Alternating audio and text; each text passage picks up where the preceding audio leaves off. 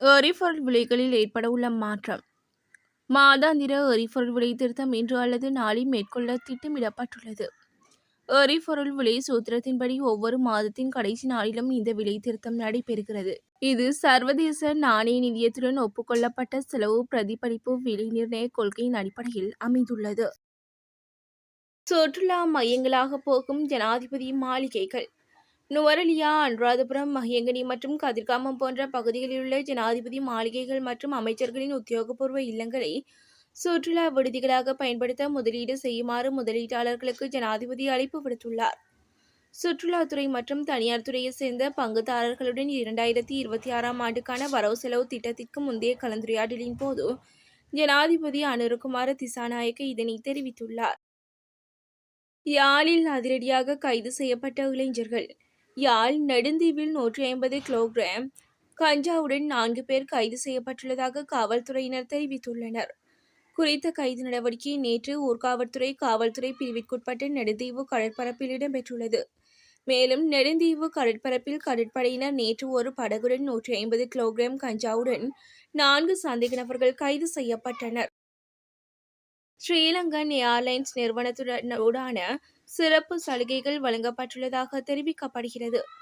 நிறுவனத்தின் 46வது நிறைவாண்டை கொண்டாடும் விதமாக இவ்வறிவிப்பு வெளியாகியுள்ளது. இதன் காரணமாக சிறப்பு சலுகைகள் வழங்கப்பட உள்ளதாக நிறுவனம் அறிவித்துள்ளது. பயங்கரவாத தடை சட்டத்தை ரத்து செய்யும் விடயத்தில் வெளிப்படைத்தன்மை தேவை. பயங்கரவாத தடை சட்டத்தை ரத்து செய்தல், புதிய பயங்கரவாத எதிர்ப்பு சட்ட வரைவை தயாரித்தல் தொடர்பில் அரசாங்கம் வெளிப்படைத்தன்மையுடன் செயல்பட வேண்டும் என்று முன்னாள் அமைச்சர் விஜயதாச ராஜபக்ச வலியுறுத்தியுள்ளார். ஊடகங்களுக்கு கருத்து தெரிவிக்கும் போதே அவர் மேற்கண்டவாறு கூறியுள்ளார். களுத்துறை கடற்கரையில் தந்தைக்கும் மகளுக்கும் காத்திருந்த அதிர்ச்சி.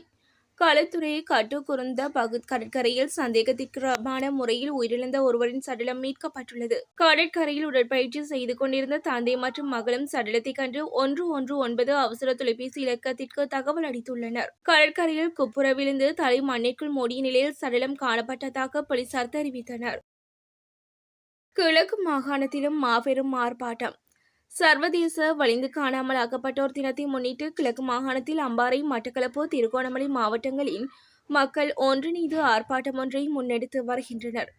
மட்டக்களப்பு கல்லடி பாலத்திலிருந்து ஆரம்பமாகி காந்தி பூங்கா வரை இடம்பெற்று அங்கு ஐக்கிய நாடுகளுக்கு கையளிப்பதற்கான மகஜர் வாசிக்கப்பட்டு நிறைவடைந்துள்ளது. செவ்வந்தியுடன் தொடர்பு வைத்திருந்த மற்றொரு நபர் அடையாளம். கனேமுள்ள சஞ்சீவ கொலை வழக்கில் தலைமறைவாகியுள்ள முக்கிய குற்றவாளியான ஷாரா செவ்வந்தியுடன் தொடர்பு வைத்திருந்த மற்றொரு நபர் அடையாளங்கள் குறித்து வெளியாகியுள்ளதாக காவல்துறையினர் தெரிவித்துள்ளனர். இந்த விடயத்தை கொழும்பு பிரதான நீதவான் அசங்க எஸ் போதரகமரவிடம் நேற்று கொழும்பு குற்றப்பிரிவு அதிகாரிகள் தெரிவித்துள்ளனர்.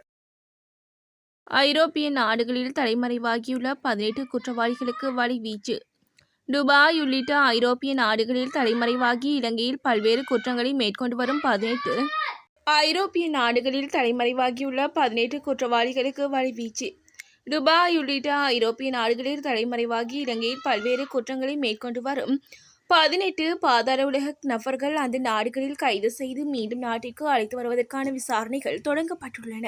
இந்த 18 நபர்கள் மற்றும் அவர்கள் இருக்கும் இடம் கிடைத்துள்ளதாகவும் அவர்கள் தற்போது கண்காணிக்கப்பட்டு வருவதாகவும் குற்றப்புலனாய்வு திணைக்கள தெரிவிக்கின்றன.